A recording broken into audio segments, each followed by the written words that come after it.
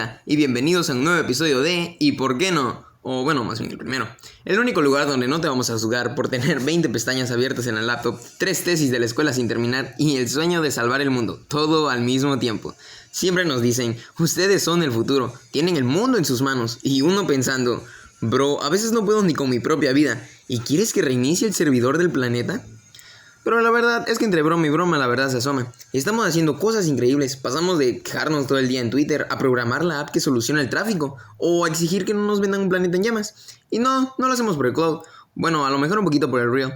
Pero el cambio real, ahí está. Hoy vamos a hablar de eso, de la juventud como agente de cambio. Y no en plan conferencia motivacional de los 90. No queremos saber cómo se siente realmente estar del lado que cuestiona el así se han hecho siempre las cosas.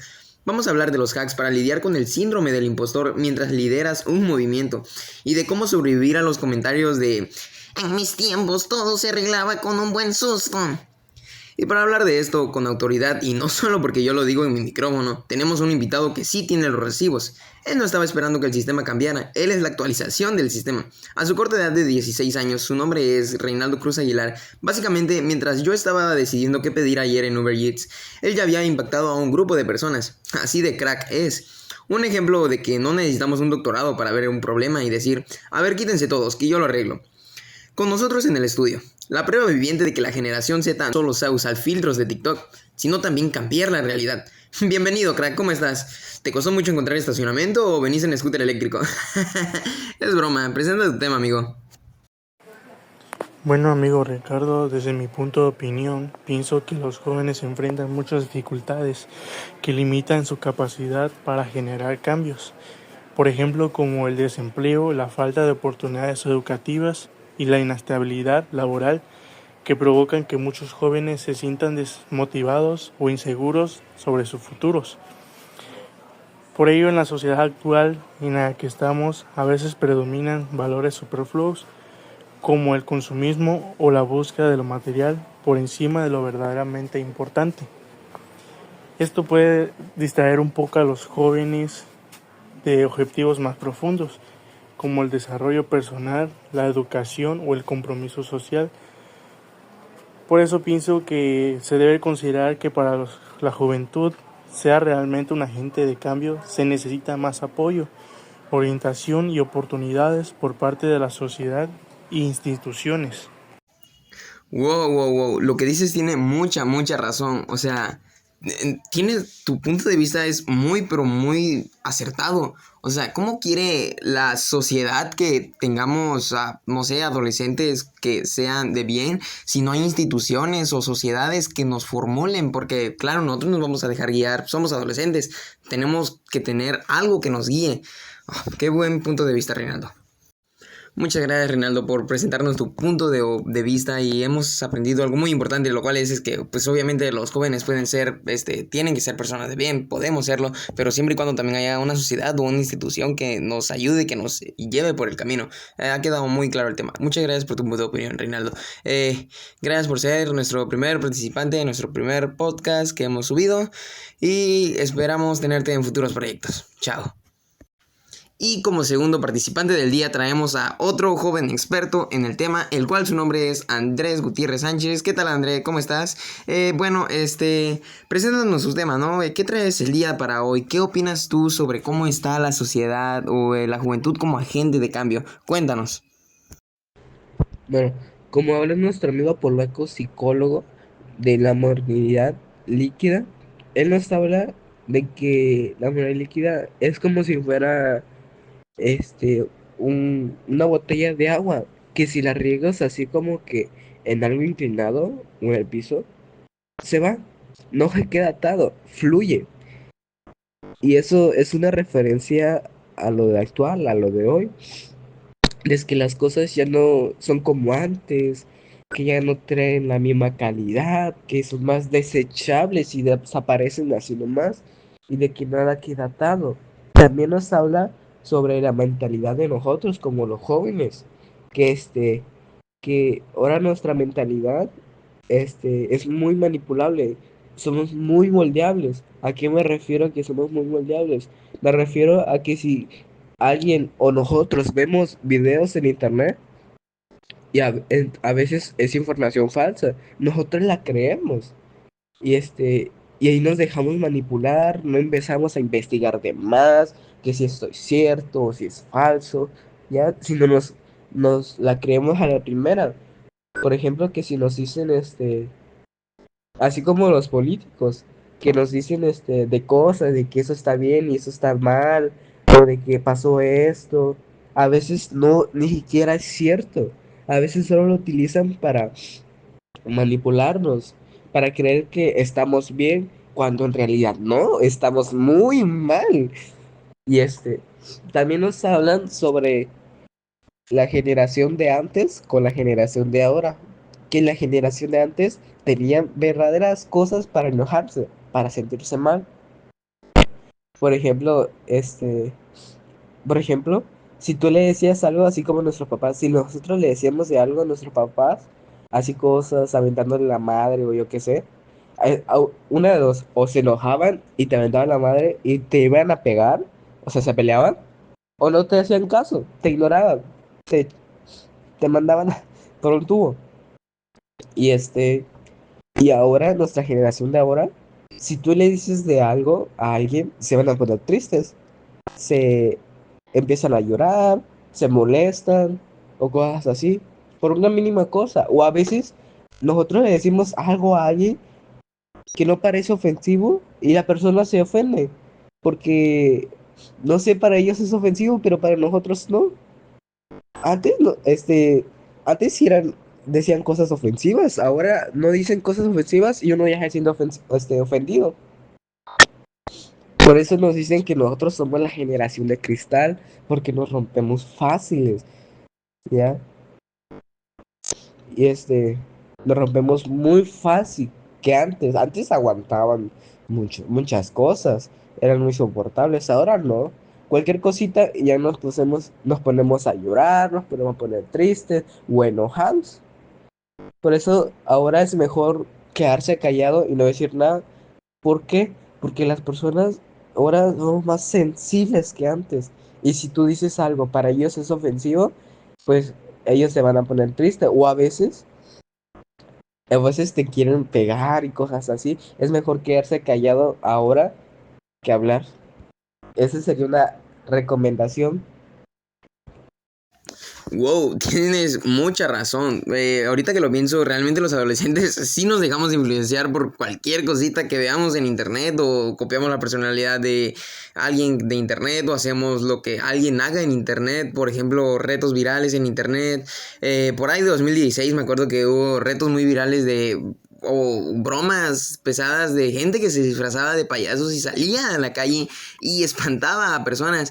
Y pues como la gente miraba eso normal en internet, decía, ¿qué decía? Ah, no, pues sí, yo también lo hago. Sí, tienes mucha razón, las personas se dejan realmente influenciar por lo que vemos en internet, en la calle o en otro tipo de cosas que pasan. La perspectiva que tiene ese filósofo que tú dices es muy cierta sobre la botella de agua o el agua que se resbala. Tiene mucha razón que las personas o los adolescentes se dejan influenciar hoy en día. Y también mencionaste sobre la generación de cristal y la verdad es que tienes mucha razón de que nos llamen generación de cristal porque realmente hoy en día nos hacen una cosita o nos dicen algo y ya no nos ponemos a llorar realmente muy fácil. No tenemos que dejarnos tanto porque realmente las personas o los adolescentes que vivían antes pasaban por situaciones incluso peores y no se quebraban tan fácil como lo hacemos. Claro, también la generación de hoy tiene que entender que no podemos quebrarnos tan fácil, pero pues también tenemos sentimientos. Es válido llorar, pero tampoco por cosita y nada. Muchas gracias por tenernos aquí, André. Espero también a ti tenerte en futuros proyectos. Realmente me encantó tu punto de vista. Y pues nada, me despido. Adiós, André. Y como siguiente invitado del día, Jesús Adrián. Tú traes un concepto que suena bastante fuerte, la superfluidad, ¿no? ¿A qué te refieres con que nuestra generación es superflua, Mira, suena feo, pero es la realidad. Antes si alguien estaba fuera del sistema se veía como una anomalía, algo que se podía arreglar. Pero hoy el ser superfluo es normal. Básicamente el mundo nos hace sentir que somos desechables. No es que nos sirvamos, es que el sistema siente que puede seguir funcionando perfectamente sin nosotros. Somos como piezas de repuesto que nadie planea usar y crecer con esa sensación de que no soy necesario nos pega directo en la identidad. Oh, ya. Eso explica mucho en desánimo general. Y relacionado con eso, se dice que somos la generación menos feliz, pero que nuestras razones son distintas a la de nuestros padres, ¿no? O sea, ¿me puedes explicar por qué es eso? Es que nuestras prioridades chocaron con la realidad. Nuestros papás buscaban el ascenso y el dinero. Nosotros buscamos la salud mental y el tiempo libre. El problema es que nos soltaron en un mundo líquido, donde todo fluye, nada es sólido, nada es seguro. Es súper difícil ser feliz cuando sientes que estás intentando construir una vida sobre el agua. No hay estabilidad, todo es inmediato y superficial, y eso termina en una depresión crónica porque no tienes en dónde agarrarte. De hecho, mencionabas que hasta nuestros lemas de vida han cambiado de forma media oscura, ¿no? Totalmente, en los 70 la rebeldía era vive rápido y muere joven, pero hoy con la incertidumbre que tenemos, el lema evolucionó a algo más cínico. Prefiero morir joven y rico que viejo y pobre. Refleja el miedo que tenemos al futuro, como no sabemos si vamos a tener una vejez digna o si el mundo va a seguir de pie. Preferimos quemar todo el cartucho ahorita. Es preferir la inmediatez porque el mañana se siente como una mentira. Muchas gracias por compartirnos tu punto de vista, Adrián. La verdad es que ha quedado más que claro. Me gustaría tenerte también a ti en proyectos futuros. Y pues muchas gracias por la reflexión que nos has dado hoy en día sobre este tema, que pues es un tema que realmente nadie le da importancia, pero sin darse cuenta es un tema que pues realmente sirve o ayuda a los demás, o que es importante más para la sociedad que tenemos hoy en día. Muchas gracias, Adrián. Hasta luego.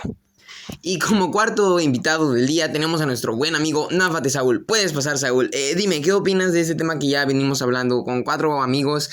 Dime, ¿cuál es tu punto de vista? ¿Qué es lo que tú sientes del tema? Dime, cuéntame, quiero saber todo lo que te interese o sepas del tema. Bueno, pero también hay que tomar en cuenta de que para millones de personas jóvenes una vida educativa o laboral no les significa ningún tipo de certidumbre. ¿Qué trato de decirles a ustedes con esto? De que ahorita los jóvenes piensan que con el simple hecho de estudiar o trabajar van a vivir de una manera adecuada, pero normalmente no es así, porque a veces no todos los jóvenes tienen esa gran oportunidad de poder estudiar y desarrollarse como personas profesionistas, ya que esas personas no cuentan o con los recursos o con el apoyo necesario.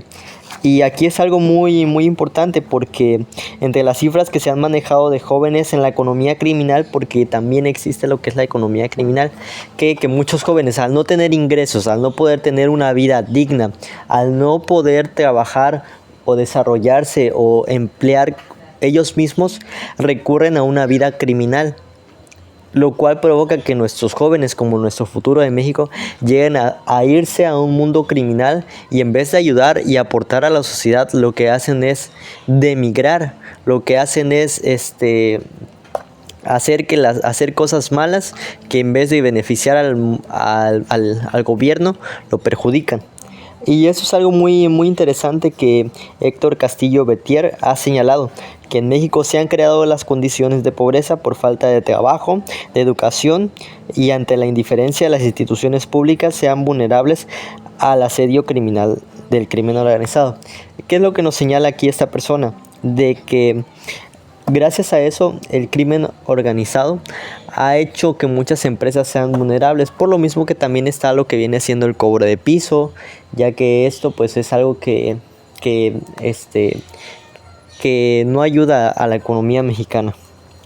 Como un dato interesante, o para que vayamos entendiendo la magnitud de lo que viene siendo esto, se calcula aproximadamente la participación de 1 millón de jóvenes pobres, los cuales se van a un mundo criminal. Aproximadamente de 1 millón de jóvenes, solo para entender un poco eso en un concepto más amplio. Ahora, también hay que tomar en cuenta lo que vienen siendo los movimientos sociales y juveniles y la transformación social, ya que los jóvenes han tenido movimientos sociales en el siglo XX y parte del siglo XXI. Han tenido como grandes protagonistas de la organización juvenil, combinando con otra serie de circunstancias. Sus revoluciones, aunque finalmente fracasaron, no cabe duda de que generaron una gran transformación de nuestra sociedad, no solo en México, sino también a nivel global.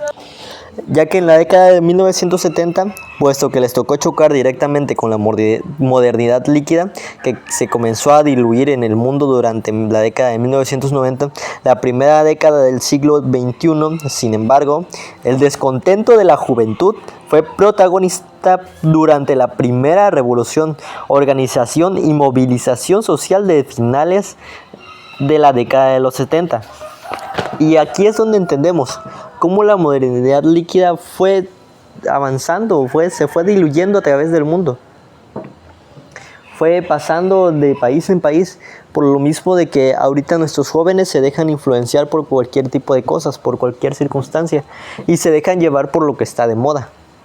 Pero aquí es donde entendemos un poquito más de los movimientos sociales juveniles y cuál fue su impacto en el mundo, aunque desgraciadamente terminó fracasando. Pero el hecho de intentarlo y esforzarse, yo siento que ya es algo que se debe respetar y se debe valorar.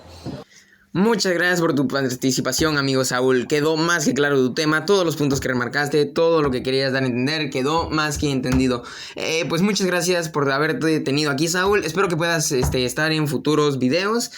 Muchas gracias, espero tenerte más adelante. Y bueno, como número quinto invitado del día, último pero no menos importante, mi buen amigo Santiago Méndez Lagunes.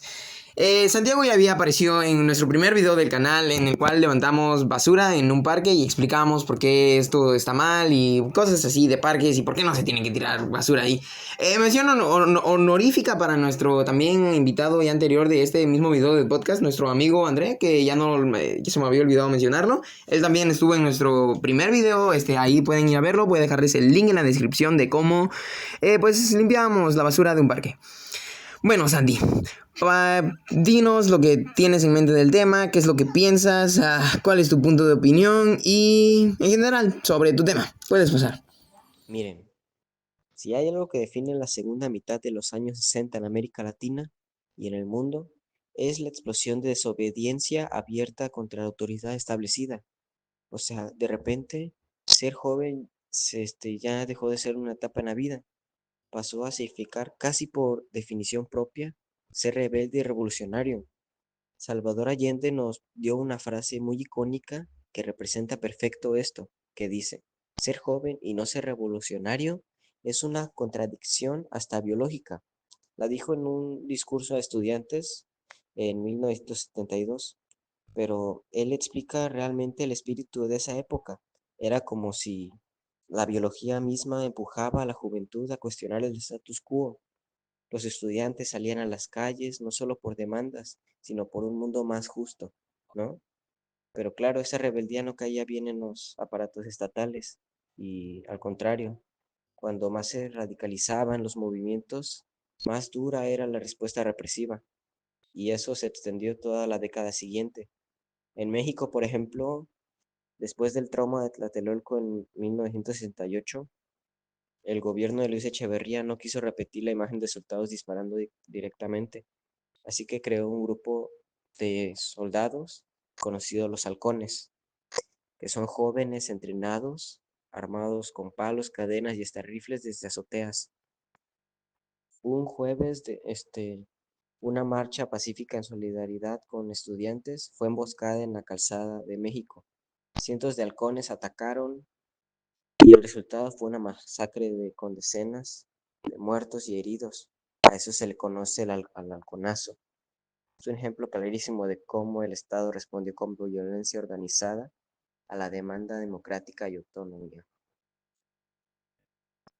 En muchos países de Latinoamérica vino lo que se llamó la Guerra Sucia, con desapariciones, torturas y ejecuciones extrajudiciales contra quienes seguían alzando la voz, los jóvenes.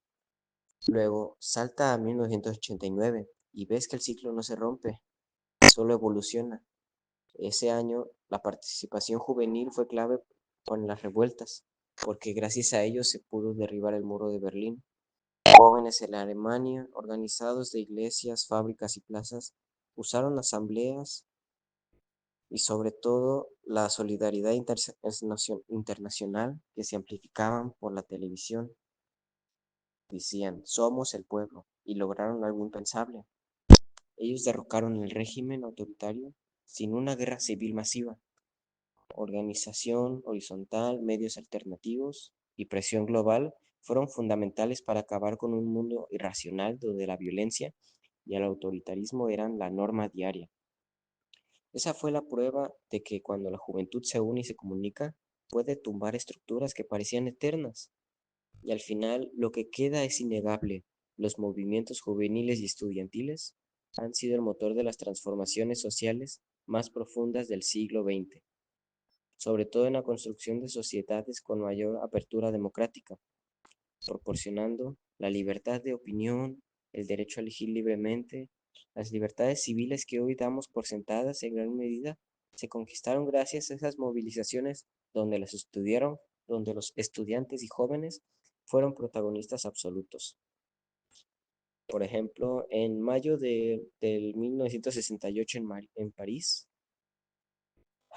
las calles llenas de barricadas, en una pared alguien pintó esa consigna tan simple y poderosa: alza la voz, di lo que tengas que decir, solo dilo. Eso no era solo un grafiti, era un llamado a no callarse nunca más. Ese espíritu sigue vivo. Desde los 60 hasta las protestas actuales, la juventud rebelde no es un problema para el sistema, es la fuerza que lo obliga a cambiar o a caer. Eso es lo que nos da a entender cómo eran los estudiantes en esa época. No eran simples soldados que se seguían por el régimen. Ellos eran rebeldes y revolucionarios. Y gracias a ellos es como estamos hoy en día con la libertad de opinión.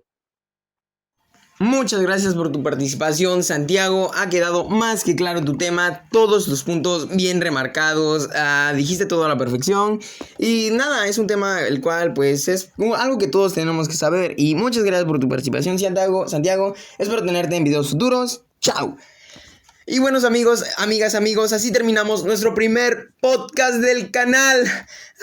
Eso fue cansado, la verdad. Fue un video que pues me gustó mucho armar. Fue muy entretenido buscar a diferentes personas que supieran del tema para hablar con ellas del tema. Realmente ha abierto mucho más mi mente a este tema de cómo deberíamos ser los adolescentes. O bueno, cómo es lo que está bien y lo que está mal, y también lo que nos deberían de ayudar. Bueno, espero verlos en futuros videos. No se olviden darle like al video si les gustó. Suscríbanse, activan la campanita para si quieren ver más videos como estos. Y pues nada, nos vemos hasta la próxima, gente. Chao.